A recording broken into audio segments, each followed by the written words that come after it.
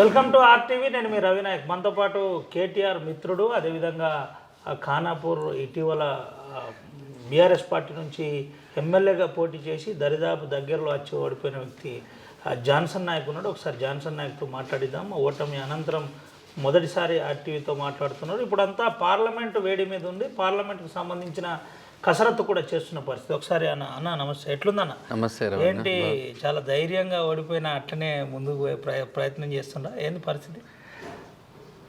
ధైర్యంగానే ఉంటాం. గెలుపోటములు సహజం. కష్టపడ్డాం. మేము చేసిన నిజాలు చెప్పలేకపోయినాం. వాళ్ళ అబద్ధాలు గట్టిగా చెప్పారు. మేము నిజాలు ప్రజలకు కరెక్ట్ తీసుకోలేకపోయినాం. అంతే. ఖచ్చితంగా నిజం ఎప్పుడు నిజాయితీ గెలుస్తుంది. తర్వాత రాబో రోజుల్లో ఖచ్చితంగా ప్రజలు మళ్ళీ బీఆర్ఎస్ పార్టీని భారీ మెజార్టీతో గెలిపిస్తారు. ఎట్లుందన్న? అంటే ఇప్పటికే సమావేశాలు సీరియల్గా ఏర్పాటు చేస్తున్నారు. మనది కూడా మన పార్లమెంట్ కూడా ఇటీవల మీటింగ్ అయిపోయిన పరిస్థితి. మీరు కూడా ఉన్నారు కదా, ఏంటి ఎట్లుండబోతుంది ఏంది? బీఆర్ఎస్ పార్టీ నిన్న పార్లమెంట్ ఆదిలాబాద్ నియోజకవర్గం మీటింగ్ నిన్న పార్లమెంట్ మీటింగ్ అయింది. 7 కాన్స్టిట్యున్సీ నుంచి అందరూ మా వర్కింగ్ ప్రెసిడెంట్ కేటీఆర్ గారు, హరీష్ రావు గారు, పెద్దలు కేశవరావు గారు, పోచారం శ్రీనివాసరెడ్డి గారు అందరూ 7 కాన్స్టిట్యున్సీల నుంచి బీఆర్ఎస్ పార్టీ బీజేపీ కన్నా 17,000 నుంచి 20,000 ఓట్లు ఎక్కువ ఉన్నాం.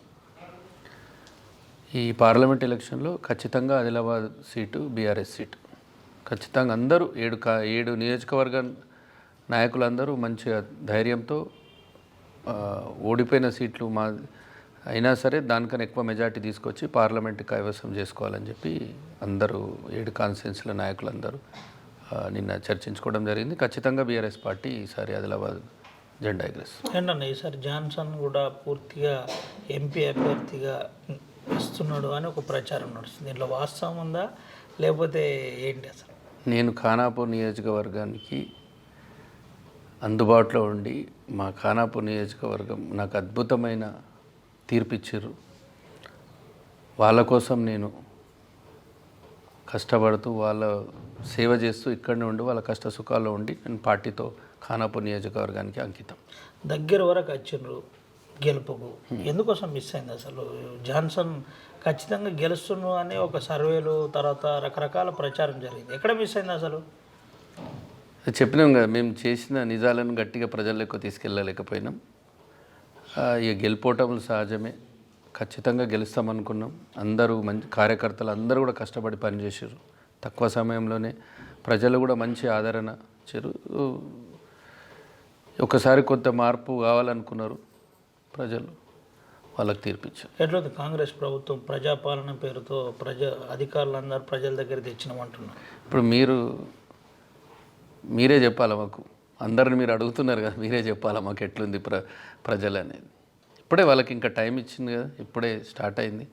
మీరు రోజు న్యూస్లలో చూస్తారు కదా వాళ్ళ హామీలు, 420 హామీలు జరగని హామీలు, వాళ్ళు నోటికొచ్చిన హామీలు ఇచ్చారు. ఖచ్చితంగా మేము కూడా ఒక ఆపోజిషన్ పార్టీగా మేము ప్రశ్నిస్తూనే ఉంటాం. ప్రజల పక్షాన నిలబడి వాళ్ళు ఏదైతే ఎన్నికల హామీలు ఇచ్చారో అవి వాళ్ళు అమలు చేసే వరకు మేము కొట్లాడుతూనే ఉంటాం. మేము రైతు బంధుకు సంబంధించి ఒక డెడ్ లైన్ పెట్టలేదు, కావాల్సుకొని మాపై వాళ్ళు బీఆర్ఎస్ వాళ్ళు ప్రచారం చేస్తున్నారు, బురద జల్లే కార్యక్రమం చేస్తున్నారు. మా పట్టుమని మాది నెల రోజులు కాలే ప్రభుత్వం అంటారు. కరెక్టే. 2,000 పెన్షన్ ఇస్తుండే. ఆ పెన్షన్ ఇచ్చడం 4,000 ఇవ్వడానికి మీకు ఏం టెక్నాలజీ అవసరం ఉంది? 10,000 రైతు బంధు వస్తుండే. 15,000 రైతు బంధు ఇవ్వడానికి ఏం టెక్నాలజీ అవసరం ఉంది? ఏం ఫామ్ అవసరం ఉంది? ఆల్రెడీ ఉంది కదా అంతా. ఇప్పుడు కొత్త రోడ్లు వేస్తున్నారు, అన్నీ తీసేసి అదే రోడ్డు మీద వెళ్తున్నాం కదా మనం. ఇంకా మంచి రోడ్ వేయమంటున్నాం. ప్రజలకు మీరు ఏదైతే హామీలు ఇచ్చారో ఆ హామీలు మీరు నెరవేర్చాలి. దీనికి మీరు ఇచ్చిన హామీలే, దీనికి ఏం అవసరం ఉంది? రైతు బంధు ఇవ్వడానికి ఏంది? పెన్షన్ ఇవ్వడానికి ఏంది? ఆల్రెడీ ఉంది కదా. 2,000 ఇవ్వడానికి 4,000 ఇవ్వడం ఇబ్బంది ఏం కాదు కదా, ఆల్రెడీ వస్తుంది కదా. 10,000 ఇచ్చే రైతు బంధుని 15,000 ఇవ్వచ్చు కదా. వాళ్ళు చేయాలని చిత్తశుద్ధి ఉంటే ఇదేం అవసరం ఉంది? వాళ్ళు జస్ట్ టైంపాస్, ఏదో ఏం చేయాలని అర్థం కాక ఏదో చెప్తా, రోజుకొక పూటకొక మాట మాట్లాడుతూ ఉన్నారు. ఏంటంటే కేటీఆర్కు దగ్గర వ్యక్తిలో మీరు ఒకరు. ప్రభుత్వం పడిపోతుంది అతి త్వరలో అని ఒక ప్రచారం నడుస్తుంది. నిజమా? అది అది మీ దగ్గర నుంచి వచ్చిందా? మధ్యలో వీళ్ళు ప్రజలు కొంతమంది మాట్లాడుకుంటున్నారా? ఏ ప్రభుత్వం? నేరుగా కాంగ్రెస్ ప్రభుత్వం పార్లమెంట్ ఎన్నికలు కాగానే పడిపోతుందని ఒక ప్రచారం. ఇది మీ దగ్గర నుంచే స్టార్ట్ అయిందా లేదా? లేదు, అదేం అట్లేం లేదు. మేము గెలుపోవటం సహజమే. మేము రూలింగ్లో ఉన్న ప్రజల పక్షాన ఉంటాం, ఆపోజిషన్లో ఉన్న ప్రజల పక్షాన ఉన్నాం. ఎప్పుడు ప్రజల పక్షాన మేము కొట్లాడుతూనే ఉంటాం, ప్రశ్నిస్తూనే ఉంటాం. ఉద్యమం నుంచి వచ్చిన పార్టీ ప్రజల కోసం ఏ ఉద్యమం చేయడానికైనా మేము సిద్ధంగా ఉంటాం. మా పార్టీ సిద్ధాంతం ఏంది? మీకు ఏమన్నా దిశానిర్దేశం అధిష్టానం చేసిందా? ఉన్న కాన్స్టిట్యున్సీ ఇన్ఛార్జీలు అందరూ కూడా ఏ విధంగా పనిచేయాలని కేటీఆర్ కావచ్చు, కేసీఆర్ కావచ్చు చెప్పే ప్రతి మా నియోజకవర్గంలో ఏదైతే కాంగ్రెస్ పార్టీ హామీలు చేసి ఈ ప్రభుత్వానికి వచ్చిందో ఆ హామీలు నెరవేర్చే వరకు మేము ప్రజల పక్షాన నియోజకవర్గ ఇన్ఛార్జ్గా మేము పోరాడుతూనే ఉంటాం. ఎట్లుండబోతుంది రానున్న రోజుల్లో ఖానాపూర్ కాన్స్టిట్యున్సీలో జాన్సన్ నాయక్ పాత్ర ఏ విధంగా ఉండబోతుంది? చెప్పిన నేను 54,000 2,000 తక్కువ గెలుపోటమిలకు నాకు అంత మంచి తీర్పిచ్చిన ప్రజల పక్షాన నేను ఉంటూ వాళ్ళ కష్ట సుఖాల్లో మా కార్యకర్తలను కాపాడుకుంటూ ఎప్పుడు అందుబాటులో ఉంటూ ఏవైతే వాళ్ళకు అందాల్సిన ఫలాలు ఉన్నాయో వీటి కోసం మేము పోరాడుతూనే ఉంటాం. ఇప్పటికే చాలామంది కాంగ్రెస్ వైపు చూసి మీ క్యాడర్ అంతా కాంగ్రెస్లో జాయిన్ అవుతుంది అంటున్నారు, నిజమా? లేదు, మా ఖానాపూర్ నియోజకవర్గ కార్యకర్తలు అందరూ ఏ కార్యకర్తతో ఎక్కడ వెళ్ళలేదు. అందరూ బీఆర్ఎస్ పార్టీతోటే ఉన్నారు. మళ్ళీ మేము ఎప్పుడు ఎన్నికలు వచ్చినా సిద్ధంగా ఉన్నాం. మేము అందరూ కొద్ది సమయం సరే గవర్నమెంట్ ఫామ్ అయిందిగా కొద్ది సమయం ఇస్తున్నాం.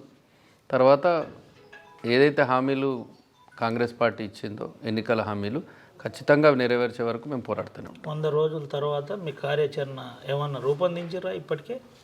అంటే ఆల్రెడీ మేము ప్రజలకు ఏదైతే వాళ్ళు హామీలు ఇచ్చారో మేము ప్రజల పక్షాన ఉండలేం, ప్రజల కోసం పోరాడేటోళ్ళం. వాళ్ళ ప్రజలకు చెప్పినాం కదా. ఇప్పుడు ఇంతకుముందు మేము 2,000 పెన్షన్ వచ్చేటోళ్ళకు 4,000 ఇవ్వడానికి ఏ మెకానిజం అవసరం ఆల్రెడీ ఉంది కదా. సో వాళ్ళకు ఇప్పుడు ఇంకా పెన్షన్ రాలేదు, ఇంకా రైతు బంధు రాలేదు. కేసీఆర్ కేటీఆర్ను ఖచ్చితంగా జైల్లో పెడతాం, కేసీఆర్ కేటీఆర్ మీద జ్యుడిషియల్ ఎంక్వైరీ పెడతాం, కాళేశ్వరంలో 1,000 కోట్ల అవినీతి జరిగిందని ఎన్నికల హామీలు నెరవేర్చమని చెప్తే ఇవన్నీ ఉట్టి దాటేసే మాటలు తప్ప అట్లాంటిది ఏముండదు. రివ్యూలు పెడుతున్నారు, టెక్నికల్ టీముని తీసుకెళ్తున్నారు. ఏంటి ఇదంతా ఏం జరగబోతుంది ఏంటి దీంట్లో? ఇప్పటికే మీ మిత్రుడు ఏమని చెప్పింటాడు కదా దీని మీద ఈ విధంగా ఎదుర్కోవాలి మనం. మాకు మంచిగా ఎన్నో గత 10 సంవత్సరాలు ఎన్నో అద్భుతాలు సృష్టించిన ప్రభుత్వం ఇది. ఇంత కనివిని ఎరగని అభివృద్ధి జరిగింది తెలంగాణలో. ఒక తెలంగాణని సాధించిన నాయకుడు పరిపాలించి ఒక నంబర్ 1 రాష్ట్రంగా దేశంలో నంబర్ 1గా రాష్ట్రంగా నిలిచిన ఏకైక ముఖ్యమంత్రి కేసీఆర్ గారు. అసలు ఇంకా ఈ ప్రపంచంలోనే తెలంగాణ మ్యాప్లో ప్రపంచ మ్యాప్లో తెలంగాణ ఉంది అని చూపించిన ఏకైక నాయకుడు కేసీఆర్ గారు. ఎందుకంటే ఎన్ని అద్భుతాలు, ఎన్ని కంపెనీలు, ఎన్ని పెట్టుబడులు. ఒకసారి గతంలో అప్పుడు 2014 ముందు ఎట్లుండే, 2023లో ఎట్లుంది ఒకసారి చూసుకుంటే అర్థమవుతుంది ఎంత అద్భుతంగా అభివృద్ధి జరిగింది.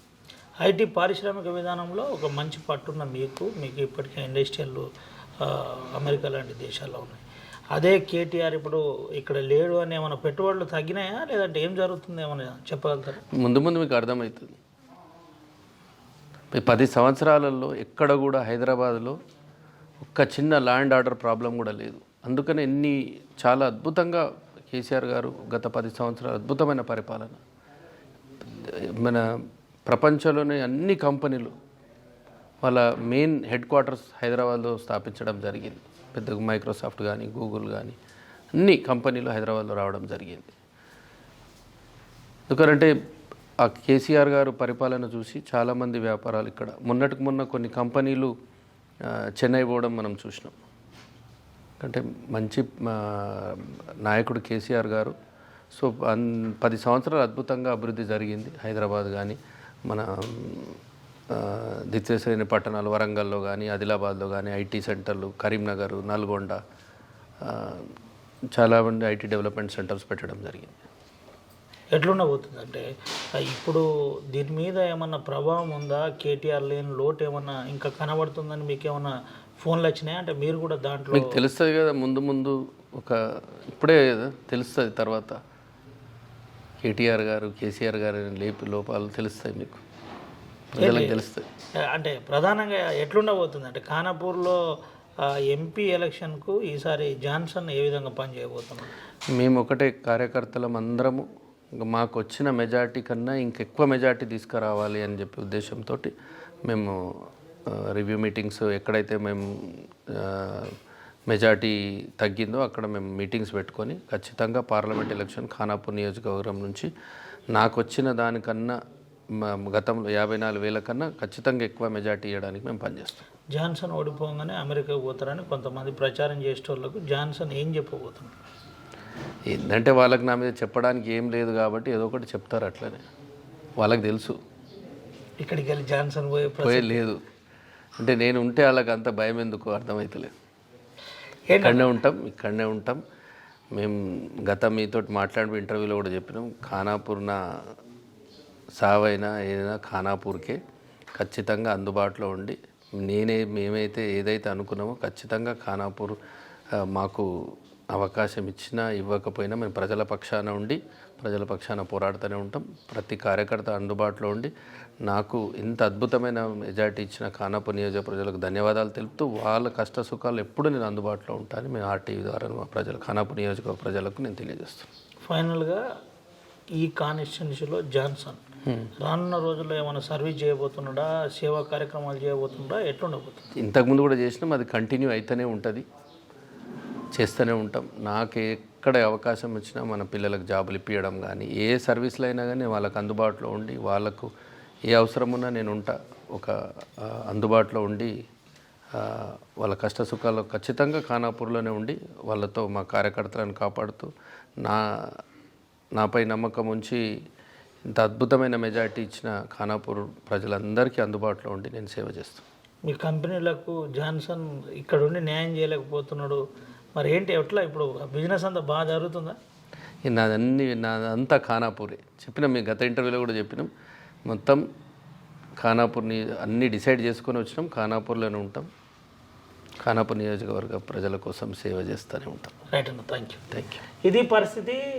చావైనా రేవైనా ఖానాపూర్ కాన్స్టిట్యున్సీ, నేను ఖానాపూర్ కాన్స్టిట్యున్సీ నుంచే నా కార్యాచరణ ఉండబోతుంది. ప్రధానంగా ఇక్కడ అంటే రానున్న రోజుల్లో కేసీఆర్ లేని లోటు ప్రజలకు కనబడే పరిస్థితి ఏర్పడుతుంది. ముఖ్యంగా స్కీములు ఇంప్లిమెంట్ చేయడానికి ఇవన్నీ మాటలు చెబుతున్నారు, అవినీతి చేశారని ఒక ముచ్చట చెప్పే ప్రయత్నం చేస్తున్నారు. ఇదంతా దాటివేసే ధోరణే తప్ప వేరేదేం లేదు. ఖచ్చితంగా ప్రజలకు అందుబాటులో ఉంటాం, ప్రజల కోసం.